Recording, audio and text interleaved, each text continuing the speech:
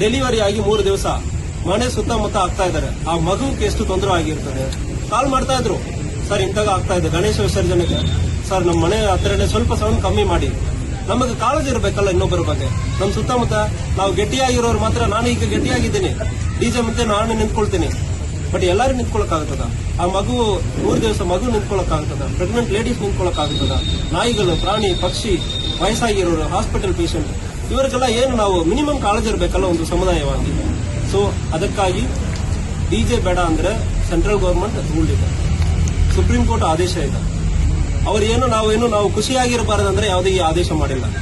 ನಾವು ಖುಷಿಯಾಗಿ ಇದ್ದೀನಂದ್ರೆ ಹೇಳ್ಬಿಟ್ಟು ಒಂದು ಸಾವಿರಾರು ಜನಕ್ಕೆ ಬೇರೆಯವರಿಗೆ ತೊಂದರೆ ಮಾಡಬಾರದಂದ್ರೆ ಈ ಆದೇಶ ಆಗಿದೆ. ಸೊ ಅದಕ್ಕಾಗಿ ಡಿಸಿ ಅವರು ಕೂಡ ಆದೇಶವನ್ನು ಬ್ಯಾನ್ ಮಾಡಿದ್ದಾರೆ. ಡಿಜೆಗೆ ಅವಕಾಶ ಇಲ್ಲ. ಸೌಂಡ್ ಸಿಸ್ಟಮ್ ಹಾಕೊಳ್ಳಿ, 2 ಸೌಂಡ್ ಬಾಕ್ಸಸ್ ಹಾಕೊಳ್ಳಿ, 2+2 ಹಾಕೊಳ್ಳಿ. ಸೊ ಅದಕ್ಕೆ ಅವಕಾಶ ಇದೆ ಎಲ್ಲಾ ಸಮುದಾಯಕ್ಕ. ಈ ಸಮುದಾಯ ಕೊಡ್ತಾ ಇಲ್ಲ, ಆ ಸಮುದಾಯ. ನಾನು ಪೊಲೀಸ್ ಆಫೀಸರ್ ಇದ್ದೀನಿ, ನನಗೆ ಒಂದೇ ಒಂದು ಜಾತಿ, ಪೊಲೀಸ್ ಜಾತಿ. ಸೊ ಎಲ್ಲರಿಗೂ ಒಂದೇ ನಾನು ಹೇಳ್ತೀನಿ. ಸೊ 2+2 ಬಾಕ್ಸ್ ಮಾತ್ರ ಅವಕಾಶ ಇದೆ. ಅದಕ್ಕಿಂತ ಜಾಸ್ತಿ ಮಾಡ್ತಾರೆ ಅಂದ್ರೆ ಆಲ್ರೆಡಿ ನಾನು ಹೇಳಿದ್ದೀನಿ, ಕೇಸ್ ಮಾಡ್ತಾರೆ, ಬಾಕ್ಸ್ ಅನ್ನು ಸೀಸ್ ಮಾಡ್ತಾರೆ. ಯಾರು ತಗೊಂಡ್ ಬರ್ತಾರೆ, ಇದರಲ್ಲಿ ಬಿಗ್ಗೆಸ್ಟ್ ಕ್ರಿಮಿನಲ್ ಯಾರು ಗೊತ್ತಾ? DJ box owners. ಈಗ ನಮ್ಮ ಗಣೇಶ ವಿಸರ್ಜನೆ ಬರ್ತದೆ, ದೇವರ ಕಾರ್ಯಕ್ರಮ, ಅಂಬೇಡ್ಕರ್ ಜಯಂತಿ ಬರ್ತದೆ. ಅಂಬೇಡ್ಕರ್ ಅವರ ಏಸಿಯನ್ ಅಲ್ಲಿ ಬಿಗ್ಗೆಸ್ಟ್ ಲೈಬ್ರರಿ ಇಟ್ಕೊಂಡಿರೋರು. ಎಲ್ಲರೂ ಓದಬೇಕು, ಎಲ್ಲರೂ ಮೇಲೆ ಬರಬೇಕಂದ್ರೆ ಹೇಳಿರೋರು. ಸೊ ಯಾವ ಜಯಂತಿ ಬೇಕಾರಲ್ಲಿ ಒಂದೇ ಒಂದು ಬರ್ತದೆ, ನಮ್ಮ ಭಾಷೆನೂ ಬರಲ್ಲ, ಬೇರೆ ಭಾಷೆಯಲ್ಲಿ ಐಟಮ್ ಸಾಂಗ್ ಹಾಕೊಂಡು ಇರ್ತಾರೆ. ಇದನ್ನೇ ನಾವು ಖುಷಿ ಪಡೋದಲ್ಲ, ಇದನ್ನೇ ನಾವು ಸಮುದಾಯಕ್ಕೆ ನೆಕ್ಸ್ಟ್ ಜನರೇಷನ್ಗೆ ಇದೇ ಸಂದೇಶ ನಾವು ಕೊಡಬೇಕಾ? ಸೊ ಅದಕ್ಕೆ ನಾವು ಅವಕಾಶ ಕೊಡಲ್ಲ. ಒಳ್ಳೆಯ ಸಂದೇಶವನ್ನು ನೀವು ಪ್ರತಿಯೊಂದು ಸಮುದಾಯವರು ನಾನು ಹೇಳ್ತೀನಿ, ಒಳ್ಳೆಯ ಸಂದೇಶವನ್ನು ಕೊಡಿ. ಇಲ್ಲಿ ಎಷ್ಟೋ ಒಂದು ಮ್ಯೂಸಿಷಿಯನ್ ಇರ್ತಾರೆ, ಡ್ರಮ್ಸ್ ಎಷ್ಟೋ ಒಂದು ವ್ಯತ್ಯಾಸವಾಗಿ ಡ್ರಮ್ಸ್ ಇರ್ತದೆ, ಮ್ಯೂಸಿಕಲ್ ಇನ್ಸ್ಟ್ರೂಮೆಂಟ್ಸ್ ಇರ್ತದೆ. ಅದಕ್ಕೆ ಅವಕಾಶ ಕೊಡಿ. ಲೋಕಲ್ ಸಾರ್ವಜನಿಕರಿಗೂ ಕೆಲಸ ಕೊಡಿ. ಈಗ ನೀವು ಡಿಜೆ ಹಾಕೋದಲ್ಲಿ ಯಾವನು ಬೆನಿಫಿಷರಿ?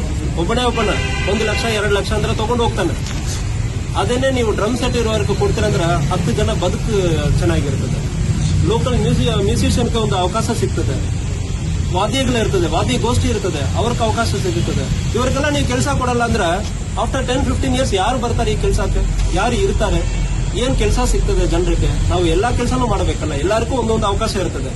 ಸೊ ಎಲ್ಲರ ಬದುಕನ್ನು ನೋಡಬೇಕಾ? ಈಗ ಡಿಜೆ ಹಾಕ್ಬಿಟ್ಟು ಒಂದು ಕಿವಿ ಕೆಳದೆ ಹೋಗಬೇಕು, ಗರ್ಭಿಣಿಯವ್ರಿಗೂ ತೊಂದರೆ ಆಗಬೇಕು, ಪ್ರಾಣಿಗಳಿಗೂ ತೊಂದರೆ ಆಗಬೇಕು, ಇದೇ ಮಾಡಬೇಕಂದ್ರೆ ಇದಕ್ಕೆ ಅವಕಾಶ ಇಲ್ಲ. ಸೊ ಅವರ ಮೇಲ್ಗಡೆ ಡಿಜೆ ಓನರ್ಸ್ ಯಾರ್ಯಾರು ಇಟ್ಕೊಂಡಿದ್ದಾರೋ ಕೇಸ್ ಹಾಕ್ತೀವಿ, ಸೀಸ್ ಮಾಡ್ತೀವಿ. ನಮ್ಮ ಮಾತಕ್ಕೆ ಬೆಲೆ ಇಲ್ಲ, ಕಾನೂನಿಗೆ ಬೆಲೆ ಇಲ್ಲ ಅಂದ್ರೆ ನಾವು ಕಠಿಣ ಕ್ರಮ ಕೈಗೊಳ್ತೀವಿ. ಸೊ ಅವರು ಬೆನಿಫಿಷಿಯರಿ ಇದ್ದಾರೆ, ಅವ್ರಿಗೂ ಗೊತ್ತಿರಬೇಕು, ಕಾನೂನನ್ನು ಅವರು ಪಾಲನೆ ಮಾಡಬೇಕು. ಆರ್ಗನೈಸರ್ಗೆ ಪ್ರೆಷರ್ ಇರ್ತದೆ, ಪೊಲಿಟಿಕಲ್ ಪಾರ್ಟಿಗೆ ಪ್ರೆಷರ್ ಇರ್ತದೆ, ಒಂದು ಯಾವುದೋ ಒಂದು ಸಂಘದವರೆಗೂ ಸಮಸ್ಯೆ ಇರ್ತದೆ. ಅವ್ರಿಗೆ ತಗೊಂಡ್ ಬರ್ತಾರಲ್ಲ, ಇವರು ತಗೊಂಡ್ ಬರ್ತಾರಲ್ಲ, ನೀವು ತಗೊಂಡ್ ಬನ್ನಿ ಅಂದ್ರೆ ಇವನು ಕಾನೂನು ಪಾಲನೆ ಮಾಡಬೇಕಲ್ಲ. ಸೊ ಡಿಜೆ ಯಾರ್ಯಾರು ಓನರ್ಸ್ ಇದ್ದಾರೋ ಡಿಜೆ ಓನರ್ಸ್ ಜೈಲಿಗೆ ಹೋಗೋದು ಖಂಡಿತ.